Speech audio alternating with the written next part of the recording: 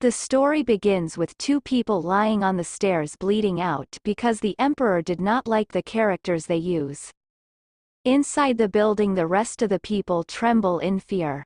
Today is Mo Yuan State's Emperor Mo Yin-Yang's birthday.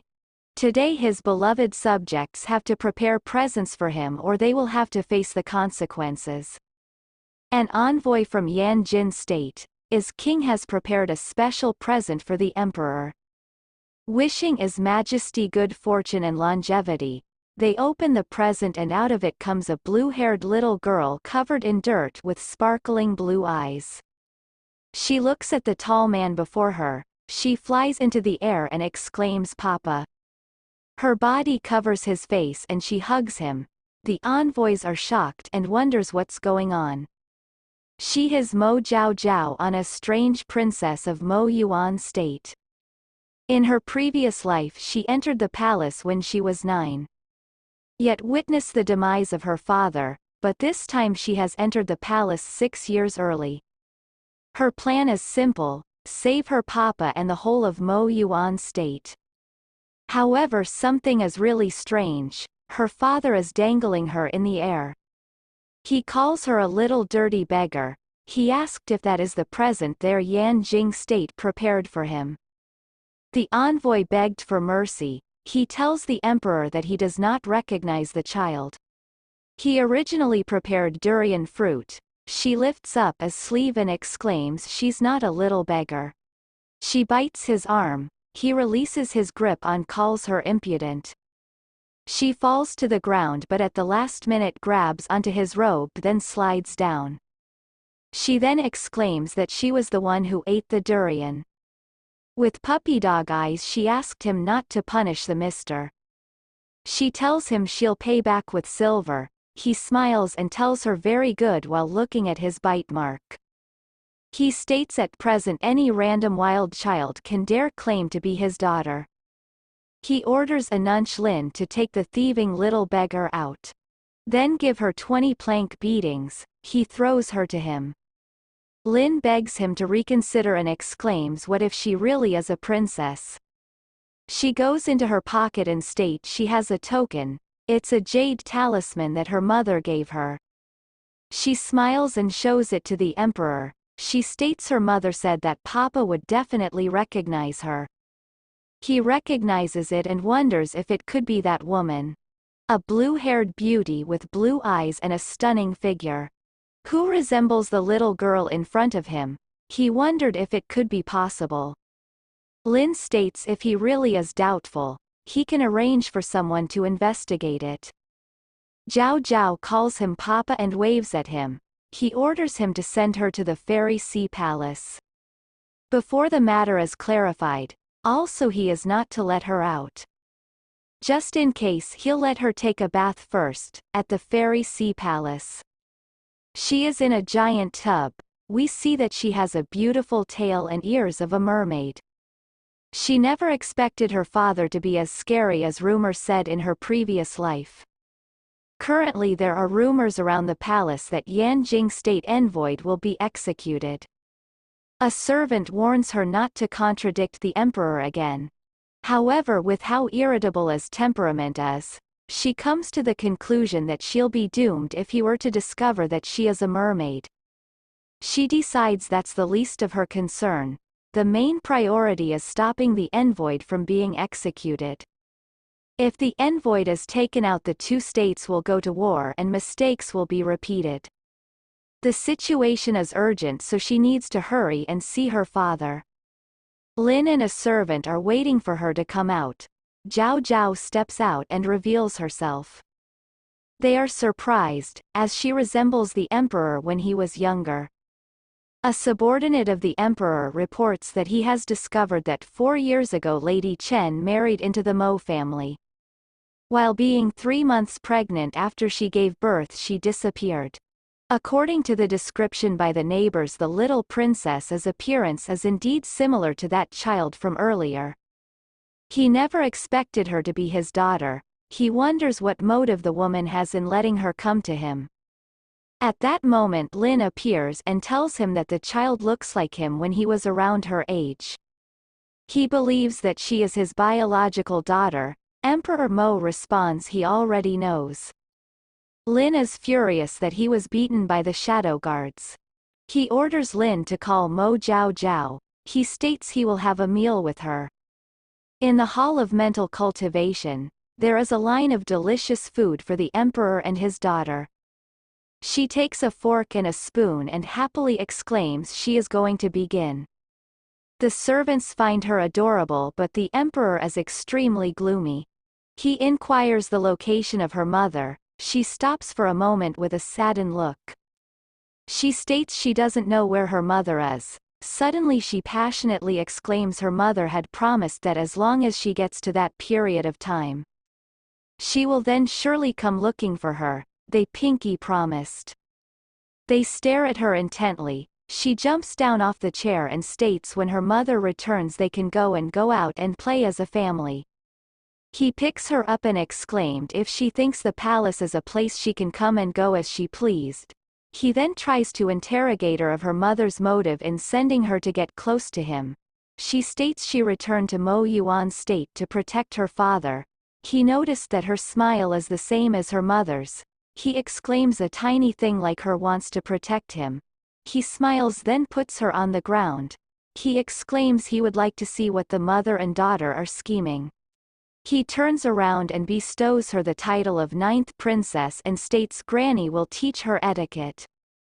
Suddenly a servant rushes in and reports that the Yanjing state's envoy is currently protesting in prison.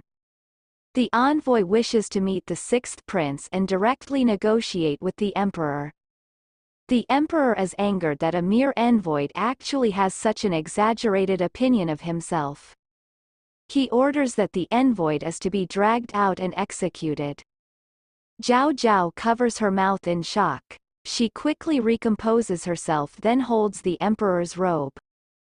She asked why is he going to get rid of the innocent envoy. The emperor responded in a cold tone he ruined his present and mood.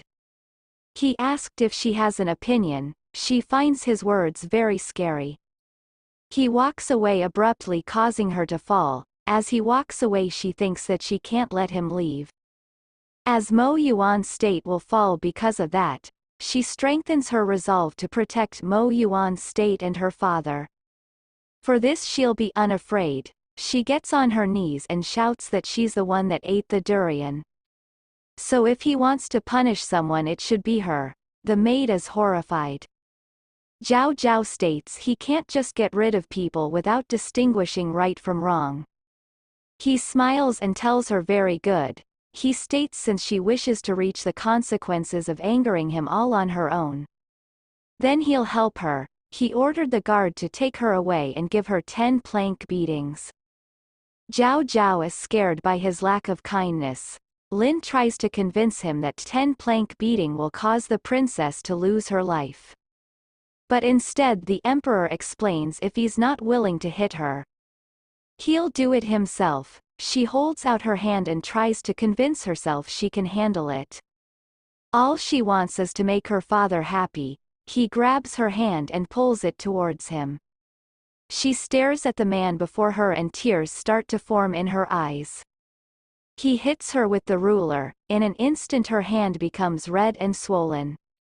She begins to cry, screaming that it hurts. Lin rushes to get her some ointment. She then calls for her father and exclaims Papa hug. Want Papa kiss. He is surprised by her cuteness and kind nature. He averts her gaze and picks her up, stating kids are so troublesome.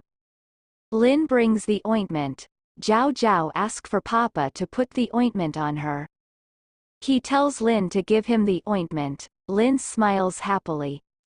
He rubs the ointment on her. He exclaims she ate his birthday present and ruined his mood. He inquires how should he settle the matter with her. She looks at the wound he treated and sees that the ointment is uneven. She ignores it and explains she can give him a new birthday present. No matter what he requests she will agree to it. He smiles and calls her naive. He promised that he will not execute the Yanjing states and void. But she must go into seclusion in the Fairy Sea Palace. learning etiquette for 2 months, if she doesn't learn it well. He warns her to not think of seeing him. She is shocked and nervously sweats. He asked if she understands. She salute him and exclaimed, "Rest assured." Because of how much she loves studying, she will surely obediently finish the mission. Sometime later in the Imperial Garden, she has sneaked out because she doesn't like to study. It's not a pleasing thought to be forced by Granny to study every day. It wasn't easy for her to escape, but she is going to have heaps of fun. While walking, she noticed Lin talking to the sixth prince. Lin informed him that as long as he acknowledges wrongdoing to the emperor, he won't need to kneel as punishment. She is curious about who is talking to Lin. He senses her presence and exclaims, "Who is there?" She hides behind the bush and covers her mouth. He sees her, then asked, "What is she doing there?" She exclaims she's just passing by. Also, he can't see her. The sixth prince calls her childish. He informed her that the back of her clothes is already showing. He inquires if she hasn't realized. His name is Yan Jinglin, sixth prince of Yanjing state. She quickly hides the back of her clothes, then exclaimed she's not childish. She then stops and stares at his long black flowing hair, his purple eyes on his stone-cold face. She thinks he is very pretty, but she wonders why he's familiar. She suddenly realized that it's him in her previous life. He invaded Mo Yuan state and got rid of her father. But currently his aura is way too strong. She doesn't dare to even move. However, she resolves herself to be brave and approaches him and inquires what's wrong. Lin introduces him as a hostage of their Mo Yuan state. He is being punished by the emperor to kneel because he contradicted him on behalf of the envoy. She informs him that her father has promised to not get rid of the envoy. She pleads with him to get up. He avoids her hand, then tells her thanks and that she has good intention.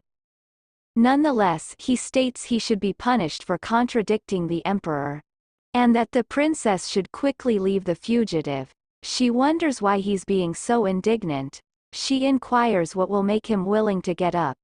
He smiles with a smile that seems oddly forced.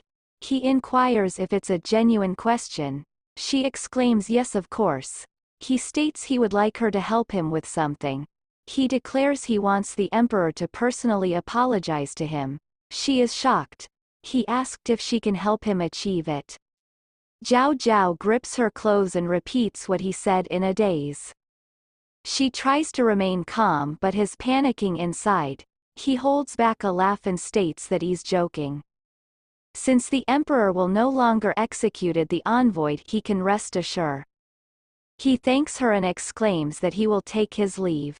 He stands up and feels an intense pain in his knees. Zhao Zhao offers to help him, but he refused. He walks away unsteadily. She wonders if he's unhappy with her because she wasn't able to be of help. She has an idea. She's sure that if he has friends he will be happy, so she plans to befriend him. She follows behind him and asked a lot of questions like if she can go home with him. He then turns around and shouts if she can stop following him. Zhao Zhao exclaims that she's stuck and asked for his help. She has little feet with nowhere to settle. He helps her over and wonders what he's doing. Because of his earlier reaction, he wonders why he doesn't like her. Zhao Zhao smiles and exclaims she wants to be friends with him and that she's sure they will be good friends. He forces a smile and asks if she really wants to be his friend. She exclaims of course. He then calls for Little Black. Zhao Zhao wonders if he's calling for a dog or a cat. To her shock, a small snake with red eyes emerged from the bushes. Zhao Zhao becomes scared to where she is almost on the verge of tears. The snake wraps itself around his hand. He exclaims Little Black is his best friend. So if she can become friends with Little Black, he will allow her to get close to him. The snake looks at her, then she starts to tremble like a leaf. In a low voice she exclaims she can't. However, he released the snake and she lays on the ground covering her head and asked the snake not to eat her. The poor snake stops at her cruel outburst. It almost cried. He then exclaims that he knew it. He walks away and exclaims that she should leave. Zhao Zhao reminds herself she's on a mission. She extends her hand towards the snake shakingly and exclaims she's not afraid and they should be friends. Zhao Zhao pets the snake and to her surprise nothing bad happened. She then happily announces that the snake likes her. Also they're best friends from that moment on. He wonders how could that be. She digs into her bag and exclaims her mother had told her friend share things. She takes out one candy and says it's for him. He seems to soften as he looks at his sweet. He asked her why she is trying to get close to him. He knocks the candy from her and exclaimed if she's like the others. Only want to make a laughing stock out of him. She looks at him analyzing his behavior and realize that he's quite lonely. 5 years ago Yan Jing States stole a heap of her father's weapons. Her father personally led troops to attack Yan Jing State. Yan Jing State was defeated, and her father took pretty brother back as a hostage. The people of Mo Yuan State don't like the sixth prince, ridiculing him at every turn. As a result he's distant to everyone. To his surprise she exclaims she won't be like them. Also that she wants to protect him, that's why she's getting close to him. He wonder if that wimpy kid is really the emperor's daughter. He states that he doesn't need her protection. He tells her it's getting late and she best hurry home. She then asks if he's agreeing to be friends with her. He exclaimed when did he agree to that? She then exclaims he's going back on his words and if that's the case he must return the candy to her. She grabs onto his robes. Suddenly as he's holding back Zhao Zhao's fury of attacks a young girl enters and asks if he's okay. After she heard and her father punished him, she immediately came over. She nervously tells him she's brought green bean cakes she specially brought for him. Zhao Zhao thinks she's familiar. She then realizes that she is her eldest imperial sister who hated her in her previous life. Mo Yuan State's eldest princess Mo Chuyao. She tells him she'll speak to imperial father in his behalf and have him spare the envoy. He accepts the green bean cakes and tells her the matter has already been resolved. She sweetly states she doesn't understand what he's saying. Zhao Zhao then exclaims that Jinglin doesn't need to kneel in punishment anymore. She looks around asking who's there. Zhao Jioa grabs her clothes and brings her attention to her. She recognizes Zhao Zhao as the little beggar who was given the title of 9th princess. She heard that Zhao Zhao broke into imperial father birthday, ruined the envoy gift and called the emperor Papa in front of everyone. She's also offended that she dared to refer to her as eldest imperial sister. She lowers her body to Zhao Zhao level and exclaims that she's her sister and she must be good. With a scary look she questions why Zhao Zhao is there with 9th imperial brother. She inquires if she likes him. She obliviously exclaims yes. Zhao Zhao informs her that she likes him and he likes her. Jinglin informs them he's going to change and the sun is getting hot so they should leave. The door closes with a thud and the eldest daughter seems desperate to get back in. Zhao Zhao tells her Jinglin doesn't like noise so they should come back tomorrow. She turns and looks at her angrily. Zhao Zhao offers her a candy but she's not interested because she considers her to be a wilding. She's livid that Zhao Zhao stole the credit that was meant for her and even flaunt the emperor in her face, when he belongs to her only. She accepts the candy then takes notice of her baby bottle. She inquires if she can carry it. She hesitates for a moment then says okay. She asked her to be careful with it since her mother gave it to her. She takes the bottle and suggests they go together.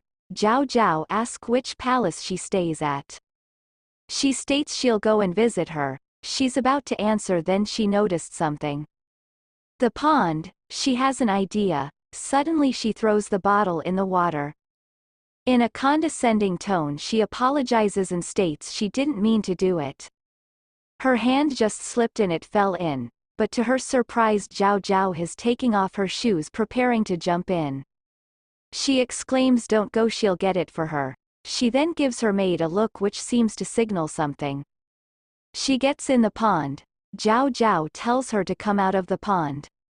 She tells her to stay there as she's still searching for her baby bottle. However, she has it in her hand submerged underwater. Zhao Zhao feels that something is off. The emperor arrives with his 2 servants and asks what's happening. Zhao Zhao is happy to see him. She runs towards the emperor and states that eldest sister is helping her find her baby bottle from the water. He then sees the eldest princess seemingly drowning in the pond. The emperor orders his servants to save her and if anything happens he'll have their heads. She is taken from the river and coughs. Zhao Zhao rushes towards her. The emperor asked what happened. She tells him it has nothing to do with the 9th princess and she wanted to do it herself. Zhao Zhao wonders what she means. Chuyao maids intervenes. She points at Zhao Zhao and exclaims that she is the culprit. She tells her that Zhao Zhao baby bottle fell into the pond. And despite knowing that her eldest sister can't swim, she forces her to go into the water as if wanting her to get into an accident. Zhao Zhao exclaims they're lying. She says eldest sister willingly went in. Chuyao's servant states the eldest princess' kind intentions was taken advantage of. She requests justice for the eldest princess. He looks at Chuyao and asks her to tell him the story herself.